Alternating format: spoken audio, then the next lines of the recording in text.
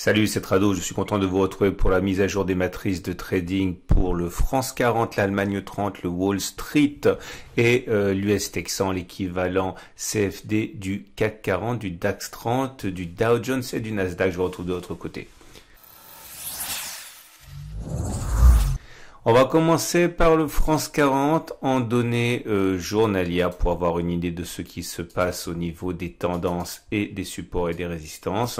Nous avons le France 40 en tendance haussière puisque nous sommes au-dessus de la moyenne mobile à 50 jours qui monte et au-dessus de la moyenne mobile à 20 jours qui monte. Malgré les 4 séances assez difficiles que le France 40 a connues, la tendance de fond n'est pas remise en cause. D'ailleurs, nous sommes actuellement en train de travailler un support, le support journalier des 4714-4760, qui est d'ailleurs en train de tenir. Pour l'instant, c'était une ancienne résistance qui a été cassée, qui a donc changé de polarité. Il est normal qu'elle intéresse certains investisseurs avec des biais haussiers. La prochaine résistance est à 5235-1200, zone qui est à l'origine de la décrue à laquelle on a assisté il y a 4 séances. On va descendre d'une unité de temps pour regarder comment les traders intraday vont travailler cela.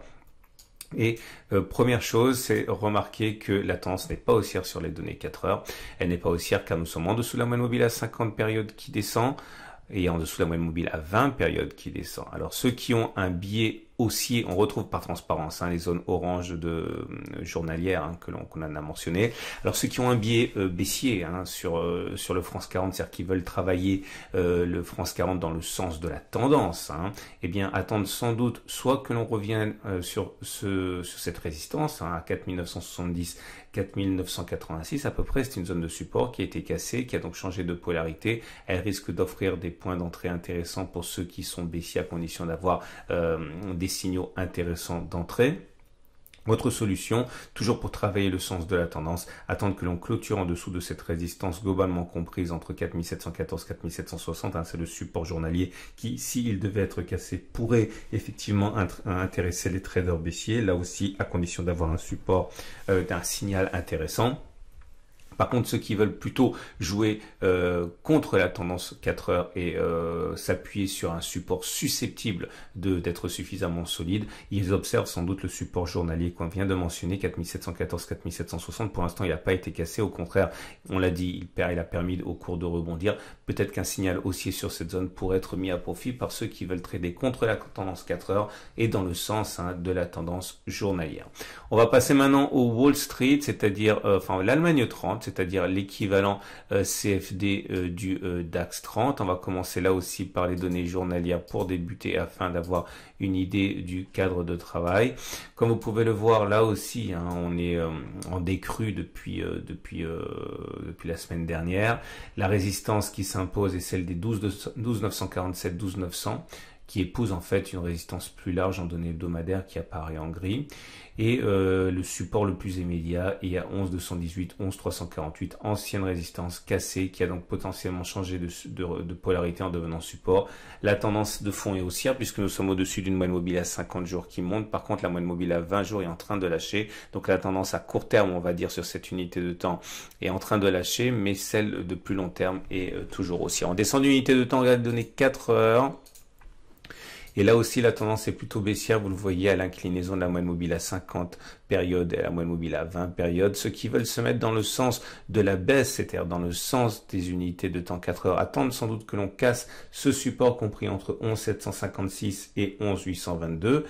Ou alors éventuellement un retour sur cette résistance des 12,311, 12,400, zone de support qui a été cassée, qui a donc changé de polarité. Un signal sur l'une de ces deux zones pourrait être mis à profit par les traders qui ont un biais baissier.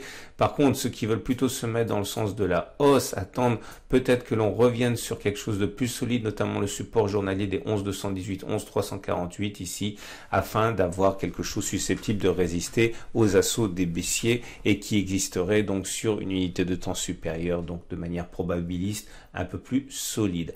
On passe maintenant au Wall Street, et le Wall Street, l'équivalent CFD du Dow Jones, est dans une situation comparable. On commence par les unités journalières. Là aussi, nous voyons que la tendance est plutôt haussière, puisque nous sommes toujours au-dessus de la moyenne mobile à 50 jours qui monte, même si la moyenne mobile à 20 jours a lâché, ce qui signifie qu'à court terme, on est en tendance neutre, mais en tendance de fond sur cette unité de temps, c'est plutôt haussier. Nous sommes sur un support journalier compris entre 24 760 et 25 458. Toute cette zone peut donner du fil à retordre au baissier sur les unités de temps inférieures. On passe aux données 4 heures pour voir la tendance et les agissements probables possibles des traders. Comme on l'a dit, la tendance elle est baissière. Nous sommes en dessous de la moyenne mobile à 20 périodes et en dessous de la moyenne mobile à 50 périodes qui descendent toutes les deux.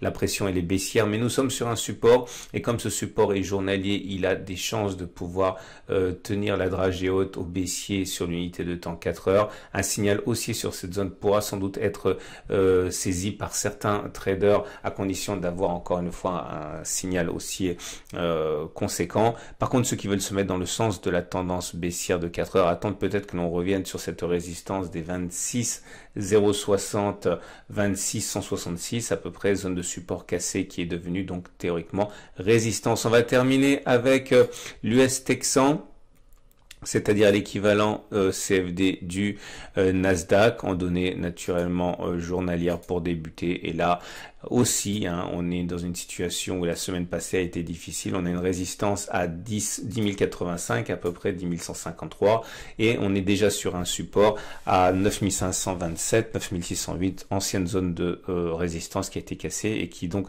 est potentiellement un support. La tendance est haussière puisqu'on est au-dessus de la moyenne mobile à 50 jours. Par contre, à plus court terme, on est en tendance neutre puisqu'on est en dessous de la moyenne mobile à 20 jours. Heureusement que celle-ci monte encore. On passe aux données 4 heures, et ces données 4 heures sont exactement du même tonneau que les précédentes. Tendance baissière sous la M20, sous la M50. On est sur un support, donc ceux qui veulent jouer contre la tendance baissière de court terme pensent éventuellement à trouver des signaux sur cette zone. S'ils sont haussiers, ils seront peut-être pris par les traders qui ont un biais haussier. Par contre, ceux qui ont un biais baissier attendent sans doute que l'on revienne sur la zone de résistance des 9765 9851, une zone qui a bloqué les cours déjà auparavant, et ou alors une autre possibilité que l'on casse les 9495, puisque il est possible qu'une cassure des plus bas entraîne des comportements moutonniers de vente. Je vous donne rendez-vous à la fin de cette vidéo pour deux autres vidéos, notamment l'analyse technique de moyen terme pour les indices et également d'autres matrices de trading en préparation de la semaine qui vient, notamment pour le Bitcoin, pour l'euro-dollar, pour le pétrole. C'est une excellente journée. À tout de suite.